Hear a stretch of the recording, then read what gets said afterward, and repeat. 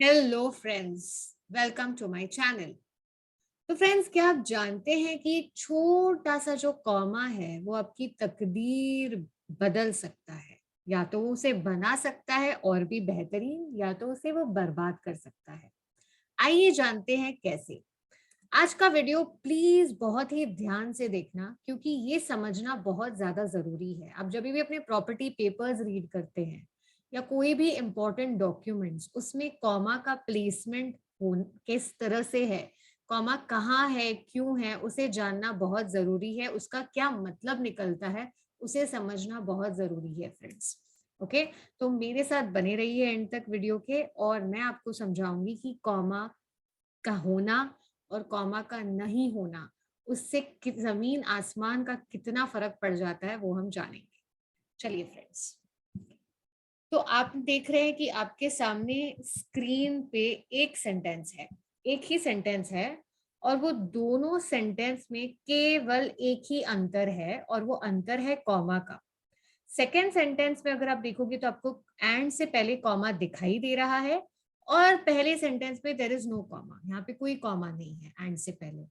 ठीक है, तो क्या सही है, क्या कॉमा होना चाहिए एंड से पहले या कॉमा नहीं होना चाहिए एंड से पहले, ये सब कुछ हम आज जानेंगे। तो सबसे पहले अगर हम सही गलत की बात करें तो हम दोनों ही सही है। आप एंड से पहले कॉमा डाल सकते हैं, बिल्कुल डाल सकते हैं। ऐसा नहीं है कि आप एंड से पहले कॉमा नहीं डाल सकते, आप बिल्कुल डाल सकते हैं। और एंड से पहले कॉमा नहीं डालना हो तो नहीं भी डाल सकते हैं। पर इसका अर्थ क्या है, इसका इंटरप्रिटेशन क्या है? ठीक है, अगर आप कॉमा नहीं डालते हैं तो इसका क्या मतलब निकलता है? तो आप देख सकते हैं जैसे सेंटेंस 1 में यहाँ पे कॉमा नहीं है, तो उसका क्या मतलब है? उसका मतलब ये है कि ये जो डॉटर एंड सन है वो एक माने जाएंगे। ओके, डॉटर एंड सन को हम एक ही ट्रीट करेंगे। इसका मतलब ये है कि अगर ये जो एम्पायर है 100% है उसका प्रॉपर्टी का टोटल शेयर, तो ये जो एम्पायर है ये 3 लोगों में डिवाइड होगी, 3 लोगों में। ठीक है, विच मीन्स एक होगी वाइफ की, एक होगा मदर की, और एक होगी डॉटर एंड सन की। मतलब daughter and son equally share करेंगे प्रॉपर्टी। ठीक है, तो अगर मैं इसको 3 से डिवाइड करती हूँ प्रॉपर्टी को, तो विच मीन्स कि 33.33% शेयर हर किसी को मिलेगा। वाइफ को मिलेगा, मदर को मिलेगा, और डॉटर एंड सन को भी 33.33% मिलेगा। विच मीन्स डॉटर एंड सन में जब अगर ये 33.33 बटेगा, तो अकेला डॉटर को मिलेगा 16.67 और सन को मिलेगा 16.67। ठीक है, तो ये सिचुएशन है, ये इंटरप्रिटेशन है, इसका ये मतलब है अगर हम कॉमा नहीं लगाते हैं एंड से पहले तो। पर अगर हमने कॉमा लगा दिया एंड से पहले, जो कि हमने लगाया है सेंटेंस 2 में, तो इसका क्या अर्थ निकलता है? इसका ये अर्थ निकलता है कि डॉटर एंड सन अब एक नहीं है, अब वो अलग हो चुके हैं, अब वो एक डिफरेंट इंडिविजुअल्स हैं। ठीक है, तो विच मीन्स यहाँ पे जो 100% शेयर है प्रॉपर्टी का, वो 4 भागों में बटेगा फ्रेंड्स, 4 भागों में।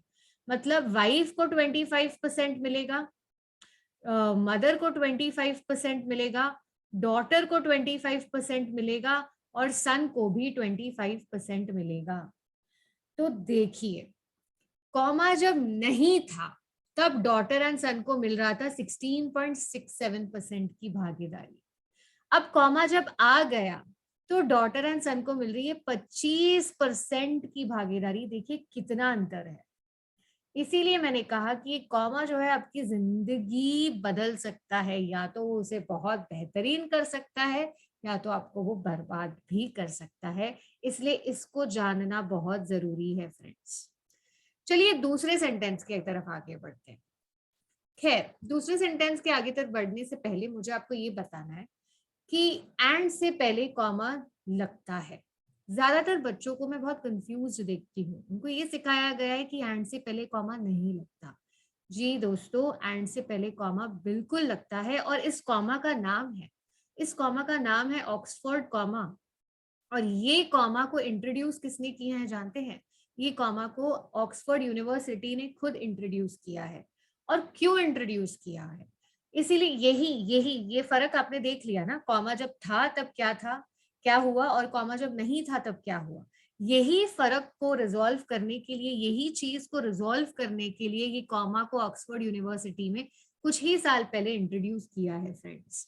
ओके, तो प्लीज ध्यान रखिएगा कि एंड से पहले कॉमा हम लगा सकते हैं। अब ग्रामेटिकली अगर मैं बात करूं तो ये दोनों ही सेंटेंस करेक्ट है। दोनों ही सेंटेंस में कोई ग्रामर एरर नहीं है, पंक्चुएशंस को लेके कोई ग्रामर एरर नहीं है। पर जरूरी ये है जानना कि कॉमा जब आता है तो उसका क्या मतलब होता है, और कॉमा जब नहीं आता है तो उसका क्या मतलब होता है। इसको समझना बहुत ज्यादा जरूरी है। ठीक है, तो इसको समझते हुए आप अपने प्रॉपर्टी पेपर्स पढ़िए और बनाइए। ठीक है, अगर आप चाहते हैं कि डॉटर एंड सन जैसे यहाँ पे 16.67% ही की ही भागीदारी उनको मिले, तो कॉमा का नहीं होना ठीक है। पर अगर आप अपनी प्रॉपर्टी जैसे यहाँ पे है अगर इक्वली डिवाइड करना चाहते हैं तो कॉमा का होना जरूरी है। तो ये फर्क को समझना जरूरी है फ्रेंड्स। ठीक है, चलिए आगे बढ़ते हैं। अब ये जो एक सेंटेंस है मैंने एक टेल्स मैगजीन से उठाया है। Tails magazine Chicago based magazine है जो पेट्स के ऊपर है और बहुत ही पॉपुलर मैगजीन है। अगर आप देखोगे इसके कवर पेज पे यहाँ पे ये जो सेंटेंस है, रेचल रे finds inspiration in cooking her family and her dog, यहाँ पे कोई पंचुएशंस नहीं है, यहाँ पे कोई कॉमा नहीं है। ओके, जिसके वजह से इस सेंटेंस का मतलब पूरा ही बदल जाता है। उसका मतलब ये है कि रेचल रे को किससे प्रेरणा मिलती है, अपने फैमिली को और अपने कुत्ते को पकाने से प्रेरणा मिलती है। इसका मतलब ये है। जाहिर सी बात है मैं ये नहीं लिखना चाहती हूँ, ये मैं नहीं बोलना चाहती हूँ। मैं ये बोलना चाहती हूँ कि रेचल रे जो सेलिब्रिटी फिगर है उनको प्रेरणा कहाँ से मिलती है। उनको प्रेरणा एक तो कुकिंग से मिलती है, अपनी फैमिली से मिलती है और अपने डॉग से मिलती है, अपने कुत्ते से मिलती है। तो ये तीन चीजों से उनको प्रेरणा मिलती है, मैं ये कहना चाहती हूँ, है ना। और अगर मुझे ये कहना सही तरीके से है, सही तरीके से मैसेज को पहुंचाना है, तो इसमें कॉमा का होना आवश्यक है। देखिए एंड से पहले भी कॉमा है यहाँ पे। ठीक है, और अगर कॉमा नहीं है तो इसका क्या मतलब निकला वो आप समझ चुके हैं अभी तक। ये इसकी वजह से इसका उसका ट्रोलिंग बहुत हुई थी ट्विटर पे, क्योंकि यहाँ पे पंचुएशन नहीं था। तो टेल्स टेल्स मैगजीन की बहुत निंदा हुई थी पंचुएशन ना होने के कारण। इसलिए ध्यान रखिएगा, अगर आप जर्नलिस्ट हैं या जर्नलिस्ट बनना चाहते हैं, लॉयर है या लॉयर बनना चाहते हैं, ब्लॉगर है या ब्लॉगर बनना चाहते हैं, कोई भी रिटन कम्युनिकेशन में डील करना चाहते हैं, तो प्लीज कॉमा को समझ लीजिए कि कॉमा की कहानी बहुत ही गहरी है और उसको समझना बहुत जरूरी है।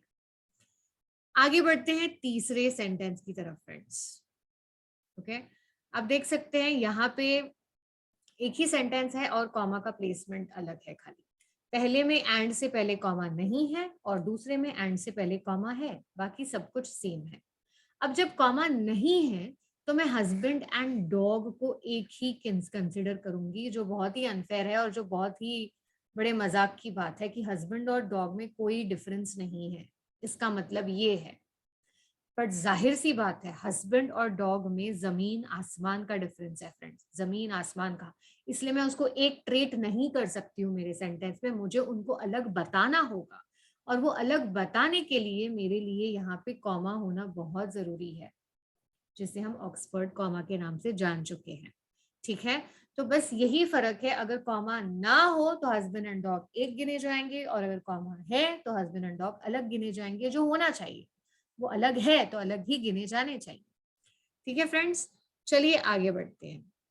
अब ये सेंटेंस दोस्तों मैंने आपके लिए लिया है, ये फ्रेंड्स मैंने आप सबके लिए दिया है। मैं चाहती हूँ कि आप सब इस पे कमेंट करें। एक ही सेंटेंस है पर यहाँ पे कॉमा है और यहाँ पे कॉमा नहीं है। अब कौन सा इस सेंटेंस को मद्देनजर रखते हुए कौन सा सेंटेंस सही है, क्या उसमें ऑक्सफोर्ड कॉमा की जरूरत है, अगर है तो क्यों, और नहीं तो क्यों, ये आप कमेंट करेंगे और मुझे बताएंगे। और मुझे सच में आपके कमेंट का इंतजार रहेगा, मैं उसे जरूर पढ़ूंगी और उसको आपको जवाब भी दूंगी। तो ठीक है दोस्तों, मिलते हैं अगले वीडियो में। Thank you so much.